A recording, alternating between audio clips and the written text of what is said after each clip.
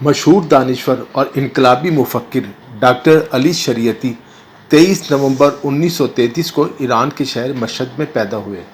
انہوں نے کئی کتابیں لکھیں اور لیکچر دیے جو دنیا بھر میں بہت مشہور ہوئے۔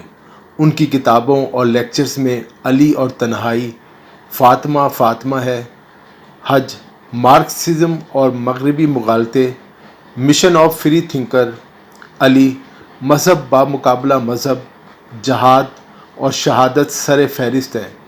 ان کی کتاب علی اور تنہائی کا اردو ترجمہ آپ کے لیے پیش ہے۔ دوستو، اگر آپ نے ابھی تک ہمارا چینل لائک اور سبسکرائب نہیں کیا تو چینل کو لائک اور سبسکرائب کر لیں تاکہ آپ کو ہماری معلوماتی ویڈیوز ملتی رہیں۔ علی اور تنہائی۔ ڈاکٹر علی شریعتی لکھتے ہیں، سب سے پہلے مجھے سامعین سے اس بات کی معذرت کر لینی چاہیے کہ مولائے کائنات کے سلسلے میں زبان کھول رہا ہوں، جبکہ میں شاید اس کے لائق نہیں ہوں۔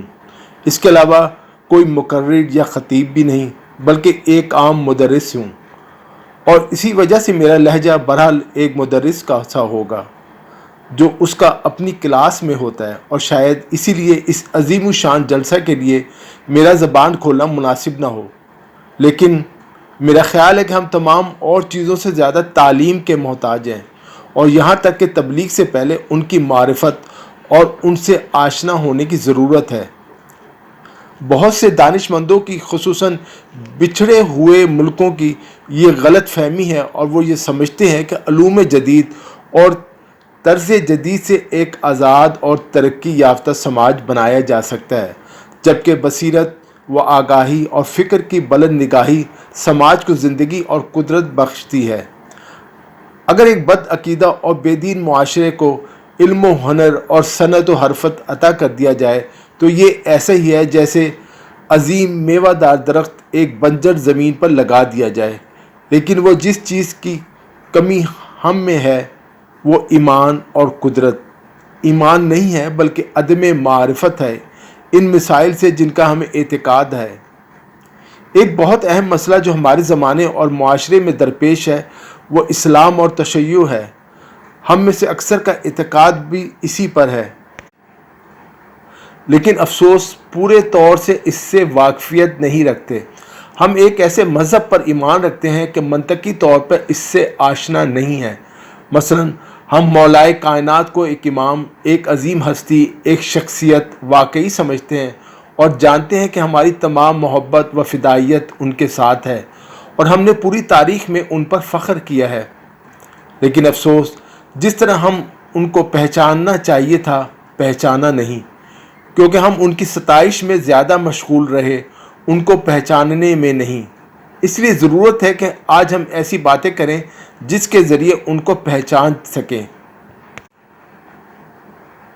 تاریخ اسلام میں مولائے کائنات علیہ السلام کی تعریف و توصیف اتنی کی جا چکی ہے کہ اگر ہم آج چاہیں تو ان اشعار کو جو ان کی مدح میں کہے گئے، وہ کتابیں جو ان کی توصیف میں لکھی گئیں اور جن میں ان کی کرامات بیان کی گئیں، ان سے ایک عظیم کتب خانہ قائم کر سکتے ہیں۔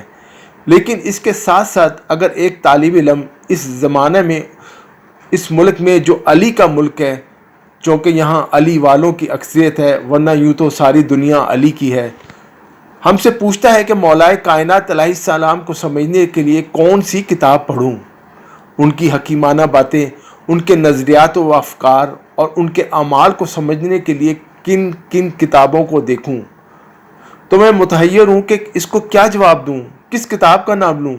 اور یہ بات نہ صرف میں بلکہ تمام دانشوروں کی طرف سے ہے، بلکہ پوری قوم کی طرف سے اپنے معلمین اور مدرسین سے کہوں کہ آپ نے مولائے کائنات کو پہچاننے کے لیے کیا کیا، وہ قوم و ملت اور ان کو کیسے پہچانے جو ان پر قربان ہوتی جا رہی ہے، جس نے ان کے لیے اپنا خون، اپنا مال، اپنی زندگی سب کچھ نچھاور کر دیا۔ اس سلسلہ میں قوم و ملت نے کوئی کوتاہی نہیں کی ہے، بلکہ ہمارے وہ دانشمند جن کی ذمہ داری تھی کہ وہ مولائے کائنات علیہ السلام کو پہچانوائیں، انہوں نے کوتاہی کی ہے۔ ایران کے ایک معمولی طالب علم، ایک اوسط درجہ کا آدمی، ایک معمولی اسکالر کو چاہیے کہ وہ مولائے کائنات علیہ السلام کو دوسروں کے مقابلے میں زیادہ پہچانتا ہو، بلکہ دوسروں کو پہچانوا سکے اور اگر کوئی تحقیق کا خوگر علی کے سلسلے میں کچھ جاننا چاہے تو اس کی نظریں ایران کی طرف اٹھنا چاہیے تھیں۔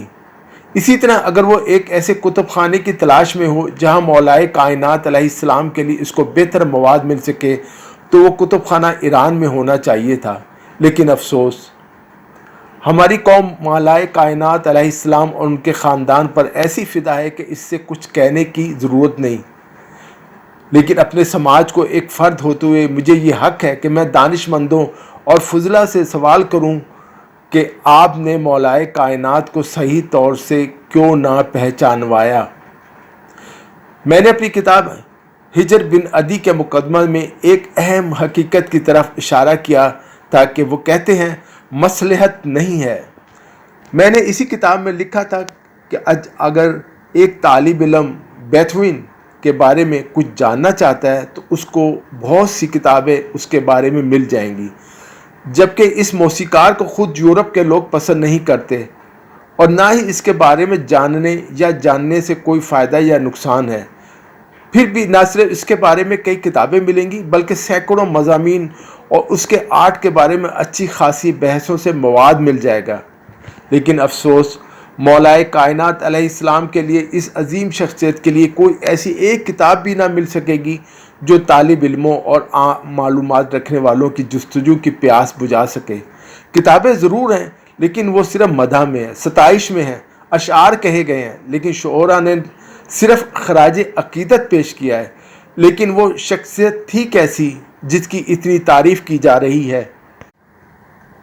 تو سناٹا ہے۔ وہ بزرگ و برتر شخصیت جس کے لیے صدیوں سے نسلوں کے ایمان وقف ہو چکے ہیں اور جس کی محبت میں پوری قوم نے ہزاروں لاکھوں مصیبتیں جھیلی ہیں۔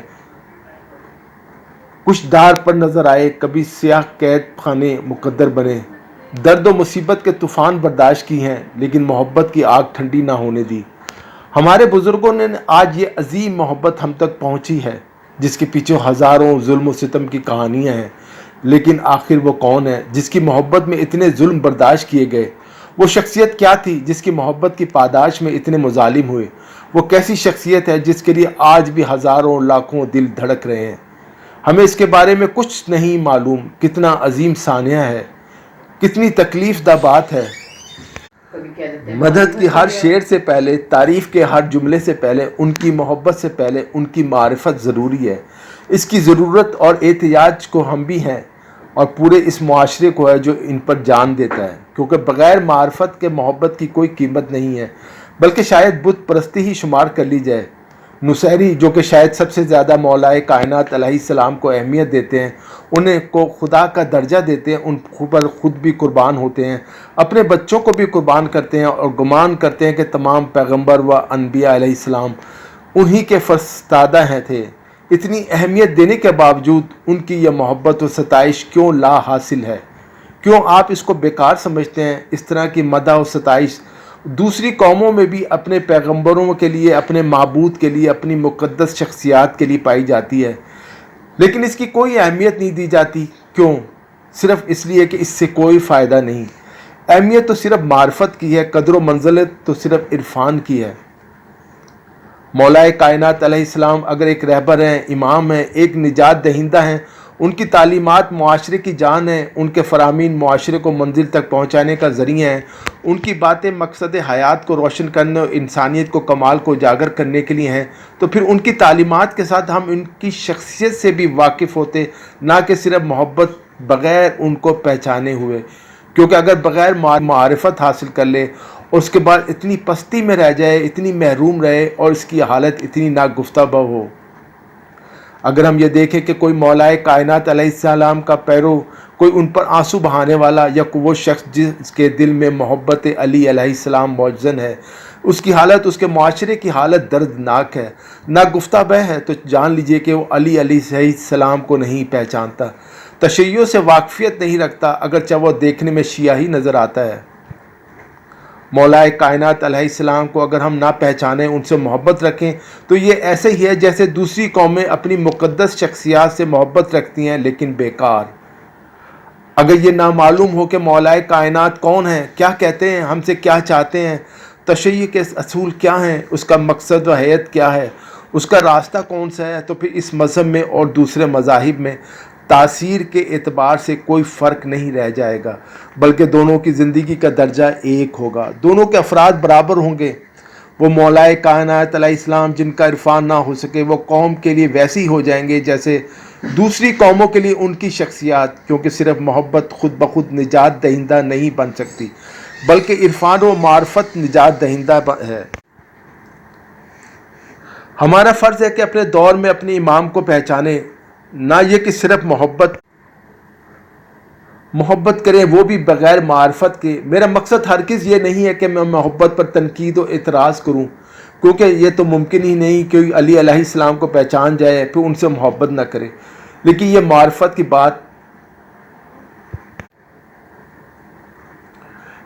معرفت کی محبت اسے ایک عظیم روح، ایک باوقار و پاک باز شخصیت سے روشناس کرائے گی، اور پھر ایسی محبت یقیناً نجات دہندہ بھی ہو سکے گی، اور ایسی ہی محبت پورے معاشرے کی روح بن سکے گی، نہ وہ محبت جو ورثے میں مل رہی ہے، جس کے ذریعے ہم چند محبت برے شعر یا چند عقیدت سے بھرپور جملے ادا کر دیا کرتے ہیں۔ ایسی محبت کا کوئی نتیجہ نہ ہوگا۔ میرا خیال ہے مولائے کائنات علیہ السلام بھی اس محبت کو اہمیت نہ دیں گے اور ایسے اشاق کو اپنا نہیں سمجھیں گے۔ مولائے کائنات نے خود ہی اپنی فوج کے ایک عہدیدار کو مخاطب کر کے کہا تھا، جب اس نے بڑے خوبصورت الفاظ میں آپ کی تعریف کی تھی، تو آپ نے کہا، میں اس سے کہیں بزرگ و برتر ہوں جتنا تمہارے دل میں ہوں، اور اس سے کہیں کم ہوں جتنا تمہاری زبان پر ہوں۔ مولائے کائنات علیہ السلام وہ ہیں کہ لکھنے والوں نے لکھا ہے کہ جیسے کہ ملل و نحل کو آپ نے اپنے پرستش کرنے والوں کو آگ میں ڈال دیا اور اس قسم کے خیالات رکھنے والوں کو اپنے ملک سے خارج کر دیا۔ ممکن ہے بعض لوگوں کا خیال ہو کہ محبت علی آخرت میں شفاعت کا باعث ہوگی، لیکن میں سمجھتا ہوں کہ وہ محبت جو عدم معرفت کے ساتھ ہو آخرت میں کام نہ آئے گی، جس طرح دنیا میں کام نہیں آتی، کیونکہ آخرت بھی اصولی اور منطقی قوانین کے تابع ہے۔ آخرت بھی اسی عقل اور ارادے والے کی بنا کردہ ہے جس نے اسی دنیا کو خلق کیا۔ جس طرح یہاں اصولی اور منطقی قوانین اور علت و معلول کے اسباب کی محتاج ہر شے ہے، اسی طرح وہاں بھی ہے، اور جس طرح یہاں معرفت کے بغیر محبت آگے نہیں بڑھنے دیتی، اسی طرح وہاں بھی فائدہ بخش نہ ہوگی۔ میں ان چند راتوں میں جو یہاں تقریر کروں گا، میرے دو موضوع ہوں گے: شکست میں کامیابی، اور دوسرا تنہائی اور علی۔ ہم لوگ عام طور سے کامیابی کو ہی کامیابی تصور کرتے ہیں، لیکن مولائے کائنات علیہ السلام نے ایک اہم اور بہت سی اہم سبق دیا ہے کہ شکست میں بھی کامیابی پوشیدہ ہوتی ہے۔ آخر کیسے؟ ایک امام، ایک رہبر یہ سبق دے رہا ہے کہ کبھی فتح پائے اور کبھی کامیاب ہو جانے کو کامیابی سمجھو، اور کبھی شکست کی صورت میں کامیابی تصور کرو، اور اس بات کو لفظوں سے کہہ کر سمجھایا، اور کبھی اپنی خاموشی سے۔ اس سے پہلے میں نے ایک رسالہ مولائے کائنات کے سلسلے میں لکھا تھا، اس میں ذکر کر چکا ہوں نہج البلاغہ ہمارے یہاں قرآن کے بعد سب سے اہم کتاب ہے، لیکن اس کو نہیں پڑھتے، اس کو نہیں جانتے اور نہیں سمجھتے، جیسے کہ قرآن، کیونکہ قرآن کی بھی ہم صرف تعریف کرتے ہیں، عزت کرتے ہیں، اسے چومتے ہیں اور بس۔ لیکن اس تقدیس و تعریف کے سے کیا فائدہ ہے؟ اس کا کیا اثر ہو سکتا ہے جبکہ ہم کو یہ نہیں معلوم کہ اس میں کیا ہے؟ اس طرح ہماری وہ اہم شخصیات جو ہماری نجات دہندہ ہو سکتی ہیں، ہماری پوری کائنات کو نجات دلا سکتی ہیں، آنے والی نسلوں کو راستے پر لگا سکتی ہیں، لیکن کب؟ میں نے کتاب ہجر بن عدی میں لکھا تھا کہ نہج البلاغہ کے بارے میں تمام دانشمندوں، مصنفین اور ادیبوں کا کہنا ہے کہ یہ ایک بہترین کتاب ہے۔ مختلف فرقوں سے تعلق رکھنے والے اس نقطے پر متحد ہیں کہ یہ آفاقی کتاب ہے، کیونکہ یہ کتاب مذہبیات کے اعتبار سے حرف آخر، فکر و نظریات کی دنیا میں انتہائی عمیق اخلاقیات کے موضوع پر بھرپور کتاب ہے۔ اس کی تحریر پکار کر کہتی ہے کہ کسی عام انسان کی تحریر نہیں، یہ صرف علی کا کمال ہے۔ لیکن میں سمجھتا ہوں کہ آپ نے اپنی پوری عمر میں جتنی باتیں کہیں، جتنے کلمات ارشاد فرمائے، ان سب میں سب سے زیادہ اثر انگیز، خوبصورت، عمیق اور ثمر بخش جملہ جو ہے وہ ہے 25 سال کی خاموشی۔ یہ جملہ دنیا کے تمام انسانوں کو مخاطب کر رہا ہے، البتہ ان انسانوں کو جن میں انسانیت ہے، جو مولائے کائنات علیہ السلام کو پہچانتے ہیں۔ 25 سال کی خاموشی کوئی معمولی چیز نہیں، وہ بھی سختیوں اور مصائب کے ساتھ۔ پھر کسی گوشہ نشین اور تنہائی پسند شخص کی خاموشی نہیں، بلکہ ایک فعال و زبردست شخص کی خاموشی۔ ان کی یہ خاموشی خود ایک جملہ ہے، بلکہ ایک کتاب ہے۔ اس سے یہ معلوم ہوتا ہے کہ امام کبھی لفظوں سے بولتا ہے اور کبھی سکوت کے ذریعے، کبھی کامیابیوں کے ذریعے اور کبھی ظلم سہ کے۔ ان کو تخاطب سے ہم سے ہے، ان کا تخاطب ہم سے ہے، اور ہماری ذمہ داری بھی ہم کو معلوم ہے کہ ہم اس سبق کو یاد رکھیں، ان باتوں پر غور کریں اور ان خاموشیوں کو سمجھیں۔ ایک اور بات جس کا میں یہاں ذکر کروں کہ ہم ایک اہم بیماری یہ ہے، کوئی مذہب یا کسی کو تعلیمات عوامیات کا شکار ہو جاتی ہیں، جیسے کہ اکثر مذاہب اس کا شکار ہو گئے۔ کیوں؟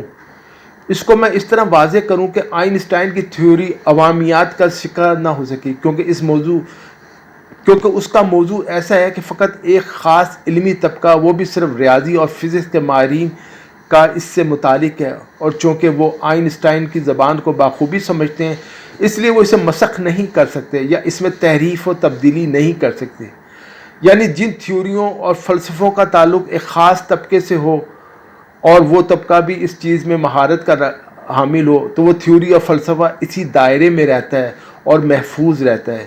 لیکن جو چیزیں کسی طبقہ میں گھری نہیں رہتی کیونکہ ان کا تعلق عوام اور پورے انسانی گروہ سے ہے، وہ یہ بیماری جس کا میں نے ذکر کیا اکثر آ جاتی ہے۔ اس بیماری کی ایک صورت یہ ہوتی ہے کہ اس دین کو، کسی اہم حقیقت کو غلط طریقے سے سمجھا جائے یا پیش کیا جائے۔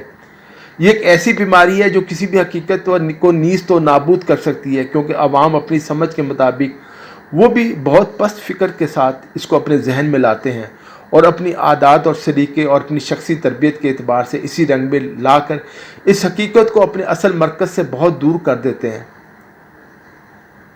میں مثال کے طور پہ ایک چیز عرض کرتا ہوں کہ آپ دیکھ سکیں کہ حقائق کس طرح عوامیات کا شکار ہو کے، مثلا ہمارے مذاہب کی جو اہم اور مقدس شخصیات ہیں، ان کی معرفت ہم ایک انسان کو اپنی اصل واقفیت کو پوری طرح نہیں درک کر۔ مثلا ہم مولائے کائنات کے بارے میں یہ نہیں جانتے کہ وہ کیوں اہم ہیں، بس یہ جانتے کہ وہ بہت اہم ہیں۔ ہم کو معلوم ہے کہ عظیم ہے، ہماری ان سے کوئی نسبت ہی نہیں، ہم خاک، وہ عالم پاک۔ اس لیے ہم ان محبت میں سرشار ہیں، ان کی الفت میں ڈوبے ہوئے ہیں۔ لیکن وہ کیوں اہمیت رکھتے ہیں، ان کی شخصیت کیوں اتنی بلند و بالا ہے، ہم اس سے نا آشنا ہیں۔ وہ معیار، وہ کسوٹی جو مولا کائنات علیہ السلام نے ہمیں دی تھی، وہ معیار اسلام نے عطا کیا تھا، اس کو کام میں نہیں لاتے۔ کیوں؟ اس لیے کہ ہمیں اس اسلامی معیار یا مولا کائنات کے بتائے ہوئے راستے کا پتہ ہی نہیں۔ ہم صرف پرانی عادات اور وراثت میں ملی ہوئی علمیت جو نسل در نسل ہم تک چلی آ رہی ہے، اسی کے ذریعے مولا کائنات کو پہچانتے ہیں۔ ان کے تمام فضائل و کرامات کو ہم صرف معجزات و کرامات پر منحصر کر دیتے ہیں اور فقط ان کے معجزات و کرامات کی جستجو میں رہتے ہیں یا اور اس پر سر دھنتے ہیں۔ مثلا جب آپ گہوارے میں تھے تو ایک اژدہا آیا تھا، آپ نے اپنے ننھے ہاتھوں سے گہوارے سے نکالے اور اژدہے کو 2 ٹکڑے کر دیے۔ اس لیے مولا کائنات علیہ السلام بہت عظیم ہیں۔ ہمیں اس روایت سے سروکار نہیں۔ میں یہ کہنا چاہتا ہوں کہ جب وہ امام ہیں، یعنی اگر ان کی پیروی کی جائے تو ہم بخت پا جائیں گے۔ وہ ہمارے رہنما ہیں، ہمارے رہبر ہیں، یعنی ہم سب کو ان کے نقش قدم پر چلنا چاہیے تاکہ ہم ایک اچھا سماج، ایک آزاد معاشرہ، ایک کامیاب تہذیب ہم کنار ہو سکیں۔ لیکن ہم اس بچے کی پیروی کس طرح کریں جس نے گہوارے میں اژدہے کو 2 ٹکڑے کر دیا؟ یہ کیسے ممکن ہے کہ کوئی سماج و معاشرہ اس شخص کی تقلید کرے جو عظیم کام انجام دیتا ہے؟ آخر کیسے انجام دے، پھر وہ ترقی بھی کر جائے؟ یہ کیسے ممکن ہے؟ میری سمجھ میں نہیں آتا۔ یہ صحیح ہے کہ مولا کائنات علیہ السلام نے اس طرح کے معجزات بھی دکھائے، لیکن ہم اس کی تعریف کر کے کس تئی و پیروی کریں کہ کس طرح آگے بڑھ سکے؟ اب سوال یہ پیدا ہوتا ہے کہ ہم ایسا کیوں کرتے ہیں؟ صرف اس لیے کہ ہزاروں سال سے مذہبی نظریہ یہ تھا کہ دنیا خدا کی جس میں ہم رہتے ہیں پست ہے، معمولی ہے اور سب سے کمتر ہے۔ اس کے اوپر بھی چند افلاک ہیں جو زمین سے زیادہ اہمیت والے ہیں، اور افلاک جیسے جیسے اوپر واقع ہوتے ہیں اسی حساب سے ان کے درجات بھی بلند ہوتے جاتے ہیں، یہاں تک کہ اس ملک کی باری آتی ہے جو فرشتوں کا مسکن ہے، جو زمین سے بہت زیادہ بلند درجہ رکھتا ہے اور انسان سے کہیں زیادہ مرتبہ والا ہے۔ پھر فرشتوں کے آسمان سے اوپر وہ فلک ہے جو خداؤں یا خدا کا مسکن ہے، وہ تعلیم ہے جو ہزاروں سال سے مختلف مذاہب دے رہے تھے، ہم اس کے قائل تھے۔ اس نظریے کے مطابق انسان سب سے پست ہے، اس کے بعد فرشتوں کا نمبر ہے، اور پھر خدا یا خداؤں کی منزل ہے۔ یہ طرز فکر اور نظریہ جب اسلام میں داخل ہوتا ہے تو ہم اسلام کو اور مولائے کائنات کو، بلکہ تمام بانیان مذہب کو اس غیر اسلامی نظریے کے تحت دیکھتے ہیں، اور پھر ان کی عظمت کے قائل ہوتے ہیں، اور اس کی تعریف و توصیف میں مشغول ہو جاتے ہیں، اور اس سے کوئی ثمرہ ہمیں نہیں ملتا۔ میرے اساتذہ میں جناب گوری جی، جو مشہور معاہد سماجیات ہیں، کہتے ہیں سال علم اجتماع میں اسٹرکچرلزم کے نظریے کی سخت مخالفت اور جم کا مقابلہ کیا۔ اس کے بعد جب میں نے لازرس کی ایک کتاب پڑھی جس میں میری زندگی اور کارناموں سے بحث کی گئی تھی، تو اس میں رقم تراز تھا کہ جناب گوروی دنیا کے ماہر سماجیات ہیں اور وہ اسٹرکچرلزم کے نظریے کے بانیوں میں سے تھے۔ یہ ہے ہماری 70 سال کی محنت کا صلہ۔ اب اس بات کو لکھنے میں وہ چاہے جتنی مرضی تعریف کرے، چاہے جتنا ان کو عظیم بتائے، جس قدر بھی انہیں سماجیات کا ماہر بتائے، کوئی فائدہ نہیں، کیونکہ ان کے اصل نظریے کو ختم کر دیا۔ اسلام میں خلقت انسان کے بارے میں ملتا ہے کہ وہ خداوند عالم نے بہت واضح طور سے اپنی امانت کو زمین، پہاڑ، فرشتوں، حتیٰ کہ مقرب فرشتوں کے سامنے پیش کیا، لیکن کوئی اس امانت کے بوجھ کو اٹھانے پر تیار نہ تھا۔ صرف انسان تھا جو آگے بڑھا اور عظیم منصب کو لینے پر تیار ہو گیا۔ تو پھر خداوند عالم نے تمام فرشتوں کو حکم دیا کہ سب اس عظیم مخلوق کو سجدہ کریں۔ اس سے پتہ چلتا ہے کہ انسان فرشتوں کا مسجود رہ چکا ہے، بلند درجہ رکھتا ہے۔ آدمیت، بشریت اور انسانیت فرشتوں سے اعلیٰ و اشرف ہے۔ اس لیے اب اگر ہم اسلام کی دشمنی میں غور کریں اور مولائے کائنات کو اس عنوان کے تحت دیکھیں کہ ایک مسلمان، ایک پیرو اپنے امام کے لیے کیا کہتا ہے اور اسلامی نقطہ نظر سے مولائے کائنات کے بارے میں کچھ کہا گیا، تو ہمیں وہ فضائل تلاش کرنا ہوں گے جو ایک انسان میں ہونا چاہیے۔ وہ انسان مسجود و ملائکہ ہے، وہ انسان جو مقرب فرشتوں سے برتر ہے، مگر افسوس ہم میں وہ ادراک نہیں ہے۔ یہ طرز فکر ابھی تک ہمارے ذہنوں میں جگہ نہ پا سکا۔ اسی وجہ سے جب ہم اپنے ائمہ و انبیاء کی تعریف و توصیف کرتے ہیں تو ان کو فرشتہ صفت کہتے ہوئے فخر محسوس کرتے ہیں، اور سوچتے ہیں کہ اس طرح ہم نے امام کو فرشتوں کی منزل پر پہنچا دیا، اور ان کو ہم انسانیت کے منزل سے بہت اوپر لے آئے، اور حالانکہ حقیقت میں فرشتوں کے برابر لا کر ہم نے ان کی منزلت کو کم کیا ہے۔ اور وہ تمام صفات جو فرشتوں کے لیے ہیں، اگر ہم ان کی نسبت اپنے ائمہ طاہرین کی طرف دیں تو ان کو مقرب فرشتوں کی منزل پر لا کر رکھیں، تو قرآن کی روشنی میں ہم نے ان کے مرتبے کو آدمیت اور انسانیت سے کم کر دیا ہے۔ پیغمبر اسلام کی فضیلت یہ نہیں ہے کہ ان کا سایہ نہ تھا، کیونکہ روح کا سایہ نہیں ہوتا، فرشتوں کا سایہ نہیں ہوتا، بہت سی مخلوق ہے جن کا سایہ نہیں ہے، تو یہ پیغمبر کی فضیلت نہیں ہوئی۔ اور اسی طرح اس قسم کی باتیں مولائے کائنات میں ہو تو علی کی منزلت فرشتوں کے برابر ہو جائے گی، جبکہ مولائے کائنات کی منزل فرشتوں سے بہت بلند ہے، اور وہ تو مسجود و ملائکہ ہیں۔ اس لیے ہمارے لیے ضروری ہے کہ ہم ان میں انسانیت کے کمال کو تلاش کریں، نہ کہ فرشتوں کی صفات کو۔ لیکن اب تک ہمارا طرز فکر غیر اسلامی ہے، بلکہ طرز فکر اسلام سے پہلے کا ہے۔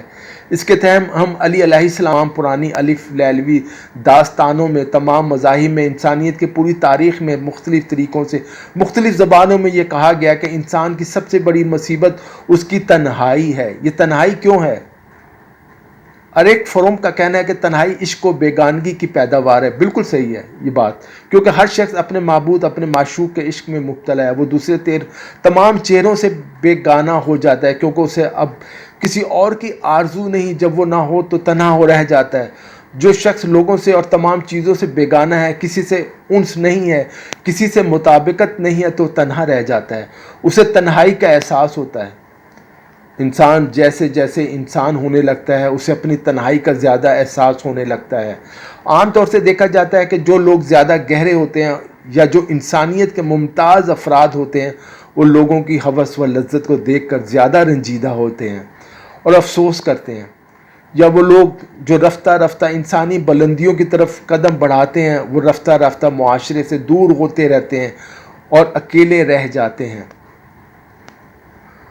دنیا کی اہم علمی شخصیات کی تاریخ اگر دیکھی جائے تو پتہ چلتا ہے کہ ان کی سب سے بڑی خصوصیت یہ ہے کہ وہ اپنے وقت اور زمانہ میں تنہا تھیں، یا خود اپنے دور میں غیر معروف تھیں، اجنبی تھیں، خود اپنے وطن میں بیگانہ تھیں۔ ان کی باتوں کو، ان کی تحقیقات کو اور ان کے طرز فکر کو اور سطح فکر کو، فن کو ان کے بعد والوں نے زیادہ بہتر سمجھا۔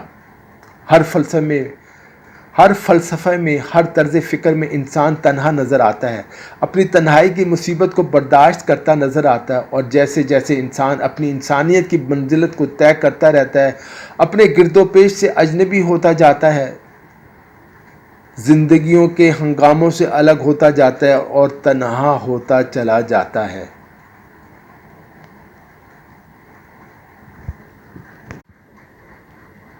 جن وجہوں سے انسان معاشرے سے کٹ جاتا ہے ان میں سے ایک وجہ یہ ہے کہ وہ ان چیزوں سے بیگانہ ہو جاتا ہے جس کی طرف عام طور سے رغبت ہوتی ہے، اور اس کی وہ پیاس جو دوسروں کو ایک چشمہ سے سیراب ہوتا دیکھتی ہے لیکن خود ادھر مائل نہیں ہوتی، اس کی بھوک لوگوں کو ایک دسترخوان پہ آزادی سے کھاتا ہوا دیکھتی ہے لیکن خود اس کی طرف مائل نہیں ہوتی۔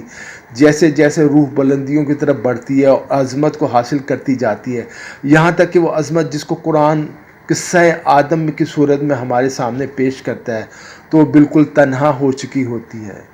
دنیا میں کون تنہا نہیں ہے؟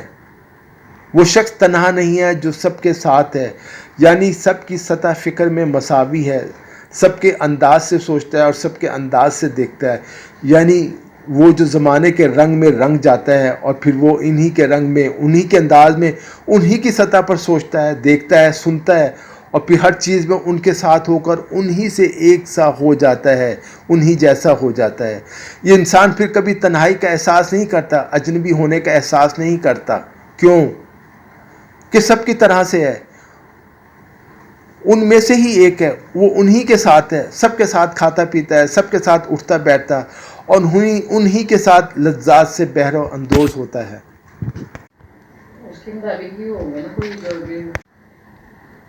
اجنبیت اور تنہائی کا احساس تو اس کو ہوتا ہے جو اپنے معاشرے کی اور اپنے زمانے کی برائیوں کو دیکھتا ہے، اسے محسوس کرتا ہے، پھر اس سے اجتناب کر کے پھر تنہا رہ جاتا ہے، اور یہی اجتناب اور احساس تنہائی اپنے ماحول سے ہی اپنی دنیا سے کھینچ کر اسے کی طرف لے جاتا ہے، جس کی وہ پرستش کرتا ہے، جہاں اس کے احساسات کو سکون ملتا ہے، وہ جگہ اس کے لیے مناسب ہے، وہ منزل جو اس کی شخصیت کے لائق ہے۔ یہی احساس روح کے تعامل کے ساتھ بڑھتا رہتا ہے، شدید سے شدید ہوتا جاتا ہے، اور اس اعتبار سے تکلیف میں اضافہ ہوتا جاتا ہے۔ انسان کے لیے سب سے دردناک چیز وہ انسان جو بلندیوں تک پہنچ جا چکا ہے، تنہائی ہے۔ ہم مولائے کائنات علیہ السلام کی زندگی میں دیکھتے ہیں جس حد تک ہماری معرفت ہے کہ وہ مولائے کائنات علیہ السلام نالائے نیم ہستی میں مشغول ہیں، فریاد کنا ہے، ان کی خاموشی دیکھ کر دل ڈوبنے لگتا ہے، ان کی باتیں سن کر دل میں ایک درد سا اٹھتا ہے، کیونکہ یہ وہی علی ہیں جنہوں نے مدتوں تلوار چلائی، جنگیں کی، قربانیاں دیں، اور اس کے بعد جب اپنی بے پناہ کوشش اور قربانیوں میں سے ایک جدید معاشرے کی بنیاد ڈالی، لوگوں کو ایک نئی زندگی دی اور اپنے مشن میں کامیاب ہوئے، تو خود اپنے ہی ساتھیوں میں تنہا ہیں، خود اپنے ہی لوگوں میں اجنبی ہیں۔ صرف یہی نہیں، ہم یہ بھی دیکھتے ہیں کہ رات کی تاریکی میں شہر سے باہر نکلتے ہیں، صحرا کے کسی کنویں میں منہ ڈال کر حال دل کہتے ہیں، آنسو بہاتے ہیں، پھر خاموشی سے اجنبیوں میں آ جاتے ہیں۔ اتنے سب اصحاب، مدینہ کی اتنی بڑی آبادی، اتنے بہت سے لوگوں کا آنا جانا، پیغمبر اکرم صلی اللہ علیہ وآلہ وسلم کے چاہنے والے، لیکن کوئی بھی نہیں جو مولائے کائنات علیہ السلام سے مانوس ہو یا جس سے وہ مانوس ہو سکیں، کوئی ان کی سطح کا نہیں کہ اس سے اپنا درد دل کہہ سکیں، کچھ سنا سکیں، کوئی دل نہیں ہے، کوئی سننے والا نہیں ہے، کوئی مونس نہیں ہے۔ مدینہ میں وہ اپنا وہ شہر اور وہ معاشرہ، وہ سماج جو خود انہوں نے بنایا، ان کی کوششوں سے وجود میں آیا، کوئی غم خوار نہیں ہے، کوئی اپنا نہیں۔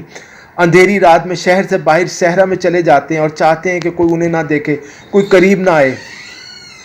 سب سے بڑی مصیبت اس کسی انسان کے لیے یہ ہوتی ہے کہ پست و نادان اشخاص اپنی تنگ نظری، پست فطرتی اور گناہوں اور ذلتوں سے آلودہ ذہن ہونے کی وجہ سے اس کی عظمت کو، منزلت کو، اس کی شخصیت کو نہ صرف یہ کہ سمجھ نہ سکیں بلکہ کم سمجھیں۔ ایسی عظیم شخصیتیں ان حالات میں ہمیشہ یہ سوچتی رہتی ہیں کہ کاش یہ لوگ، یہ ذہن، یہ نظریں، یہ بظاہر زندہ انسان، یہ چلتی پھرتی مخلوق اسے دیکھے، اسے پرکھے، غور کرے، اسے سمجھے، پہچانے۔ کسی لکھنے والے نے لکھا ہے کہ شیر دن میں نہیں روتا، لومڑیوں کے سامنے، بھیڑیوں کے سامنے، عام جانوروں کے سامنے شیر آنسو نہیں بہاتا، اس کے سامنے اپنے وقار کو، اپنی عظمت کو خاموشی کی چادر میں لپیٹے رہتا ہے، اپنے ناقابل برداشت درد کو چھپائے رہتا ہے۔ لیکن جب رات کی تاریکی پھیل جاتی ہے، جب اندھیرا ساری کائنات پر چھا جاتا ہے، تو وہ تنہا، اس وقت صبر کے دامن ٹوٹ جاتے ہیں۔ اندھیری رات، تاریک رات میں وہ جنگلوں صحراؤں میں،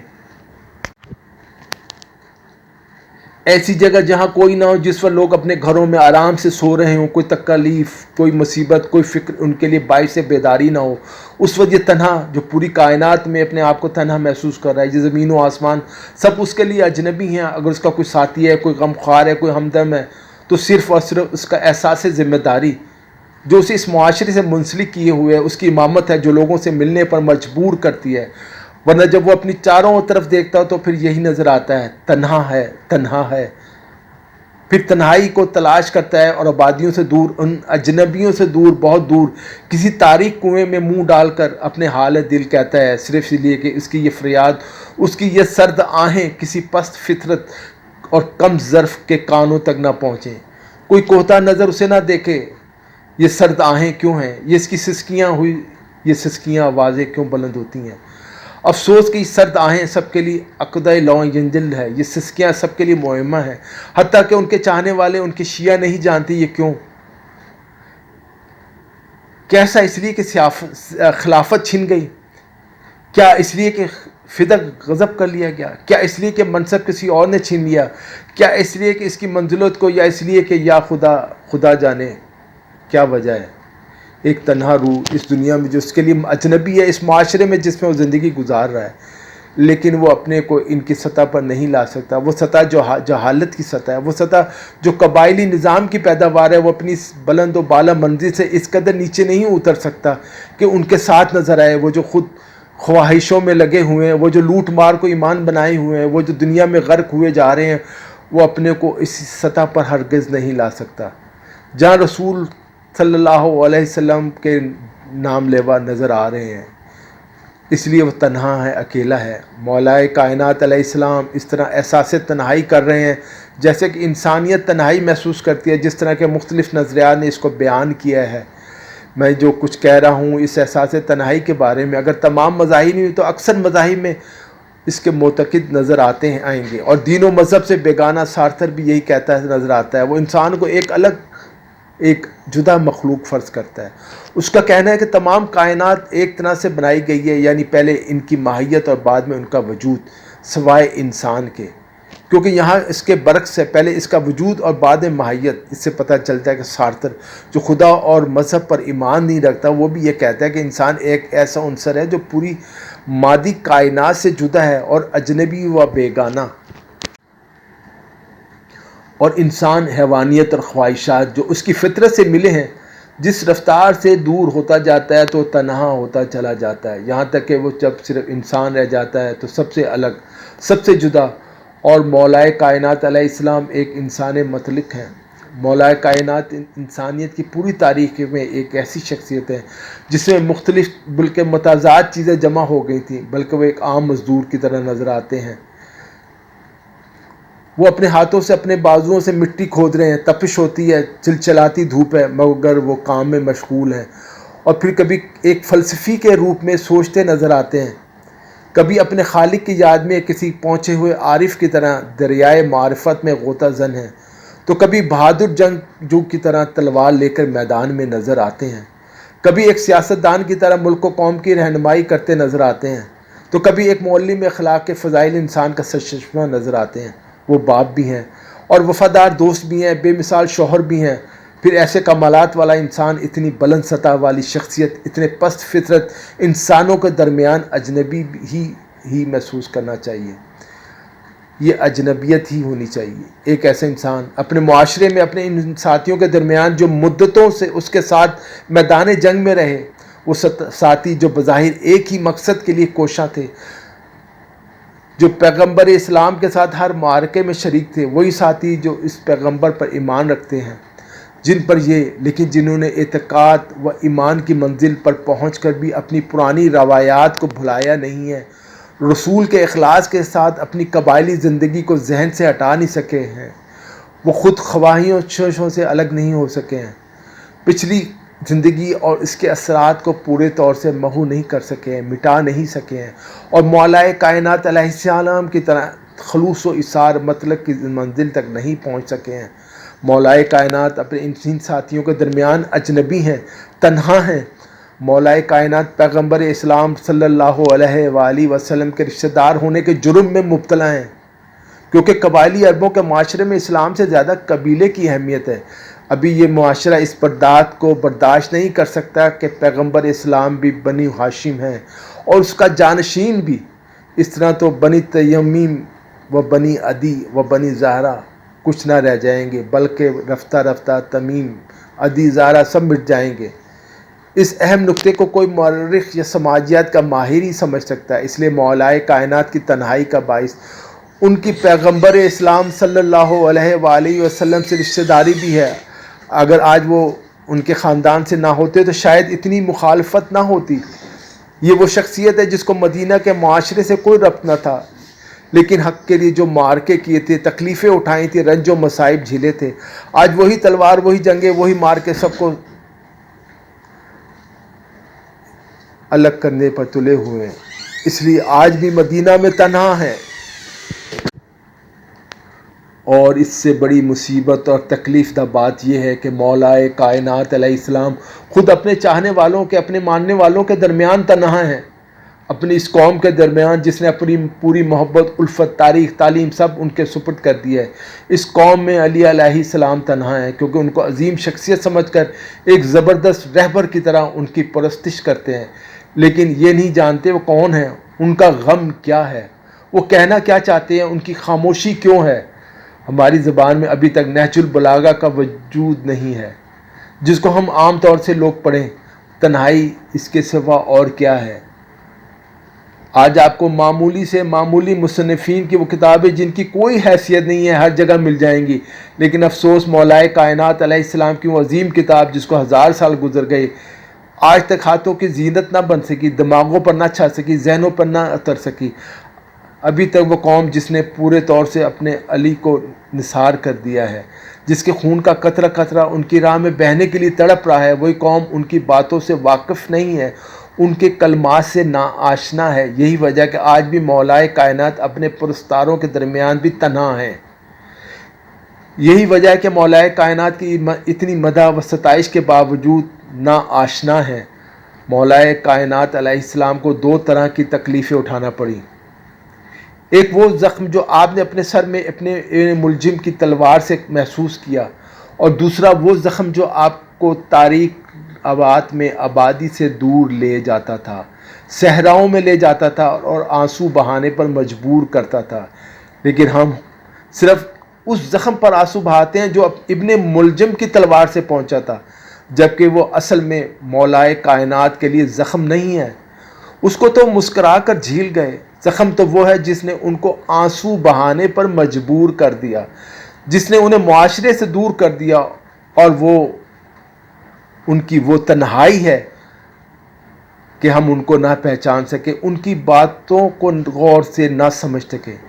آئیے اب اس زخم و تنہائی کو سمجھیں، لیکن افسوس کہ تلوار کے زخم کو مولا کائنات علیہ السلام نے محسوس نہیں کیا، اور ہم مولا کائنات کے اس زخم تنہائی کو محسوس نہیں کرتے۔